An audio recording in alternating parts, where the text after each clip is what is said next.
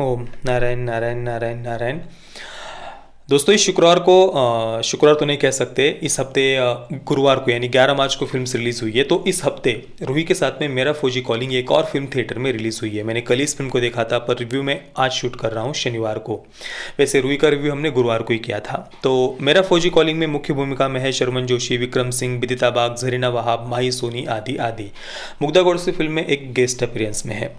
आज से करीब 1.5 महीने पहले शायद राजनाथ सिंह जी ने ही इस फिल्म के ट्रेलर को लॉन्च किया था। हालांकि इसके पीछे का कारण क्या था पता नहीं। चलिए, सबसे पहले ये फिल्म हमसे क्या कहने का प्रयास करती है, इसका मैसेज क्या है, इस पर हम चर्चा करते हैं। तो इस फिल्म का जो पूरा सार है वो ये है कि जो हमें छोड़कर चले गए हैं उनकी याद में रोने की अपेक्षा, उन्हें याद करने की अपेक्षा, जो अभी हमारे साथ में है उनके लिए हमें खुलकर जीना चाहिए। ये कुल मिलाकर इस पूरी फिल्म का सार है। और ये सार, ये मैसेज हमें एक वीर गति को प्राप्त हो चुके जवान के परिवार के माध्यम से हमें दिया गया है इस फिल्म के द्वारा।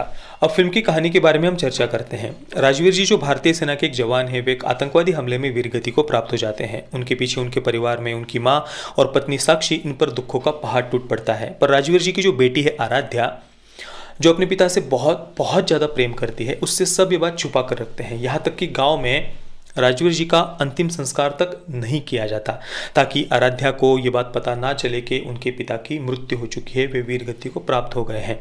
अब हर वर्ष आराध्या अपने पिता के घर पर आने की राह देखती है, प्रतीक्षा करती है। पर इस वर्ष जब वे घर पर नहीं आते हैं, उनका फ़ोन भी नहीं आता है, तो आराध्या बार बार अपनी माँ से पूछने लगती है। आखिरकार माँ अपनी बेटी को कहती है कि तुम्हारे पिता भगवान के घर चले गए हैं और वहाँ से अभी वापस नहीं आ सकते हैं।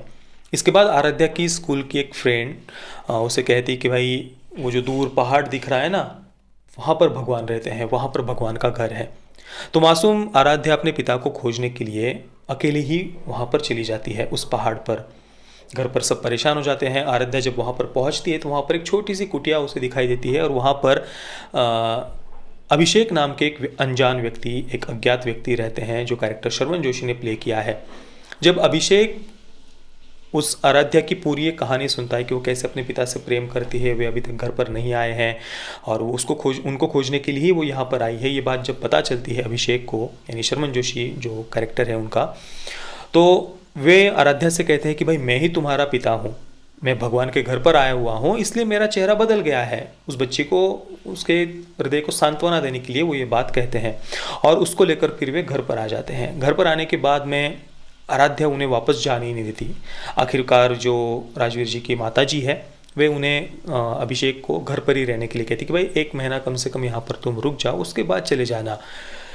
अब इसके बाद में आराध्या का अपने पिता के प्रति प्रेम, और साथ में ही जो राजवीर जी की जो पत्नी है, विधवा पत्नी साक्षी जी, उनका अभिषेक के करीब जाना, ये हमें सेकंड हाफ में फिर दिखाया गया है। अब अभिषेक जी और राजवीर जी की जो पत्नी है साक्षी जी, इनका करीब आना मतलब ऐसा कोई शारीरिक संबंध वगैरह नहीं दिखाया है, पर गलती से एक लिप टू लिप किस वहाँ पर फिल्म में दिखाया गया है। इसके अलावा जो आराध्या है, उसके आग्रह के कारण एक दिन साक्षी और जो अभिषेक है उन्हें एक साथ बेड पर सोना पड़ता है। इसके अलावा एक रात को वे अकेले ही टहलने के लिए निकल पड़ते हैं, आधी रात को। इस प्रकार के कुछ सीन हमें फिल्म में दिखाए गए हैं, और फिल्म के एंडिंग में हमें यही मैसेज दिया गया है कि भाई जो हमें छोड़कर चले गए हैं उनकी याद में रोने की अपेक्षा, जो अभी हमारे साथ में है उनके लिए हमें खुलकर जीना चाहिए।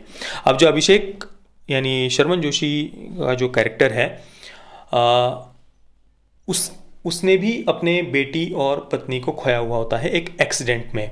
वो एक बिजनेसमैन है, वे भी महीनों महीनों तक घर पर नहीं आते थे, और एक बार जब वो घूमने के लिए निकलते हैं पिकनिक के लिए, तब एक्सीडेंट में उनकी पत्नी और बेटी की मृत्यु हो जाती है, और तब से वे वहीं पर पहाड़ पर ही कुटिया बनाकर रहते थे।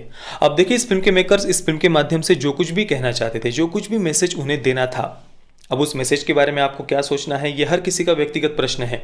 पर जो भी मैसेज वे इस फिल्म के माध्यम से देना चाहते थे, उस मैसेज को उन्होंने जितना हो सके उतना अनइंटरेस्टिंग वे में हमारे सामने रखा है। इस फिल्म की सबसे बड़ी कमी यही है कि इसके किसी भी कैरेक्टर के साथ में हम कनेक्ट नहीं हो पाते हैं, या हम ऐसा भी कह सकते हैं कि इसकी जो राइटर डायरेक्टर है, वे हमें यानी दर्शकों को फिल्म के किसी भी कैरेक्टर के साथ में जोड़ नहीं पाए हैं। एक जो प्रॉपर कैरेक्टर डेवलपमेंट होना चाहिए वो हमें फिल्म में कहीं पर भी दिखाई नहीं देता है। जैसे कि एक पिता और बेटी के बीच का जो रिश्ता होता है, एक पति और पत्नी के बीच का जो रिश्ता होता है, उसे उन्होंने ठीक तरीके से डेवलप नहीं किया है। जिस कारण से उन कैरेक्टर्स के इमोशंस के साथ में हम फिल्म में कनेक्ट नहीं हो पाते हैं। हालांकि जो चाइल्ड एक्टर है माही सोनी, जिन्होंने आराध्या का कैरेक्टर प्ले किया है, वो पात्र भी मुझे बहुत पसंद आया और माही सोनी जो बाल कलाकार है उनका परफॉर्मेंस भी फिल्म में बहुत बहुत बढ़िया था। पर जो कैरेक्टर डेवलपमेंट है या जो कहानी है या जो डायरेक्शन है, वहाँ पर ये फिल्म हमें बहुत बहुत ज़्यादा निराश करती है। इसके अलावा फिल्म के कैरेक्टर्स के इमोशंस में जब कुछ चेंजेस होते हैं या उनकी भावनाओं में बदलाव होते हुए जब हमें फिल्म में दिखाना होता है, तो उसमें एक प्रॉपर फ्लो होना चाहिए जिससे हम उन कैरेक्टर्स के साथ में जुड़ पाए या वो इमोशनल चेंज हमें लॉजिकल लग सके। पर यहाँ पर जो साक्षी का कैरेक्टर यानी जो विधवा पत्नी का पात्र है, उसके कैरेक्टर में बहुत सारी इनकन्सिस्टेंसीज हमें दिखाई देती है। एक प्रॉपर फ्लो उस कैरेक्टर डेवलपमेंट में हमें फिल्म में नहीं दिखता। जैसे कि एक सीन में वो कैरेक्टर अचानक से अभिषेक को, यानी जो शर्मन जोशी का कैरेक्टर है, अचानक से उसे कहती है, ए फौजी उठ, बच्ची को छोड़ने के लिए नहीं जाना क्या, आराध्या को छोड़ने के लिए जाना क्या, उठ। इस प्रकार से बहुत ही फ्रेंडली होकर वो कैरेक्टर बात करता है अभिषेक के साथ में। पर दूसरे सीन में वो बहुत ही शर्माते हुए और बहुत ही फॉर्मली, मतलब इस प्रकार से वो बात करता है।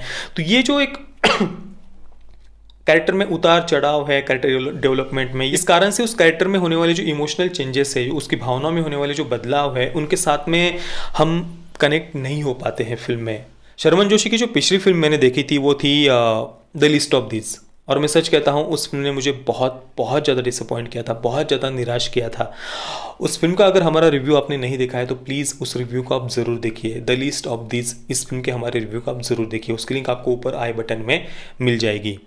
और उसके बाद में मेरा फौजी कॉलिंग को हम शर्मन जोशी की एक और निराशाजनक फिल्म कह सकते हैं। हालांकि फिर भी मैं कहूँगा कि जो आराध्या का कैरेक्टर था छोटी बच्ची का, वो कैरेक्टर, उस बाल कलाकार का परफॉर्मेंस और उस पात्र का बार बार मंदिर में जाना, ईश्वर से प्रार्थना करना, ऐसी कुछ प्यारी बातें फिल्म में हमें ज़रूर लगती है, पर ओवरऑल फिल्म हमें डिसअपॉइंट करती है। मैं मेरा फौजी कॉलिंग को दूंगा 4 out of 10 stars. Parental guidance की बात करें तो फिल्म में कोई सेक्स, न्यूडिटी, वायलेंस वगैरह कुछ भी नहीं है। आप अपने पूरे परिवार के साथ में अगर देखना चाहते हैं तो देख सकते हैं। बाकी आपने अगर इस फिल्म को देखा है तो आपका एक्सपीरियंस कैसा रहा, मुझे आप नीचे कमेंट में ज़रूर बताइए। जय श्री राम, वंदे मातरम।